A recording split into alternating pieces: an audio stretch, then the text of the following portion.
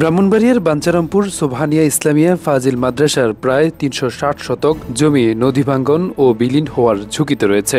এছাড়া উপজেলার সোনারামপুর ইউনিয়নের চরশিবপুর মৌজার হালে বাদিয়ামারা চরের প্রায় ১,০০০ বিঘা জমিও একই ঝুঁকিতে রয়েছে, কিন্তু তার মধ্যে চলছে মাটি কাটা। মঙ্গলবার মাদ্রাসার শিক্ষকরা ভাঙ্গন এলাকা পরিদর্শনে গিয়ে ডজন খানেক মাটি কাটার বোর্ড ও শতাধিক শ্রমিককে মাদ্রাসার জমি থেকে মাটি কেটে নেওয়ার দৃশ্য দেখতে পেয়ে ধাওয়া দিলে নৌকাসহ শ্রমিকরা পালিয়ে যান।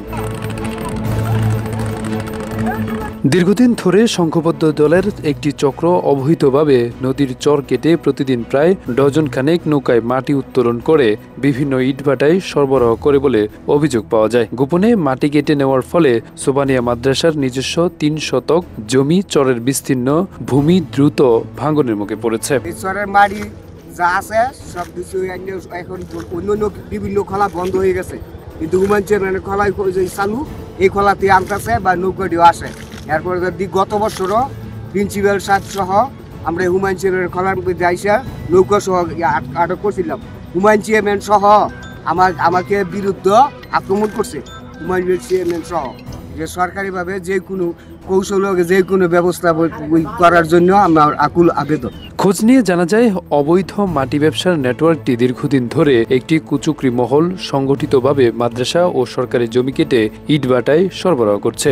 ইটভাটাদের মধ্যে অন্যতম হচ্ছে আওয়ামী লীগের নেতা সাবেক ইউপি চেয়ারম্যান হুমায়ুন চেয়ারম্যানের মালিকানাধীন SMK ইটভাটা। তার বিরুদ্ধে নদী দখল করে ইটভাটা নির্মাণের অভিযোগও রয়েছে।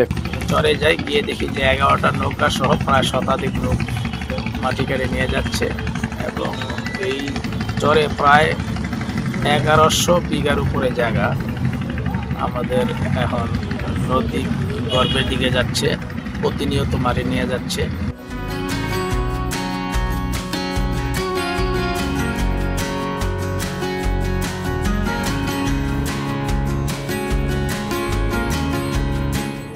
সোবহানিয়া ইসলামিয়া মাদ্রাসার গভর্নিং বডির সভাপতি মোশাররফ হোসেন রিপন বলেন, মাটি খেকো একটি সন্ত্রাসী চক্র বহু বছর ধরে মাদ্রাসা ও সরকারি জমির মাটি লুট করে আসছে।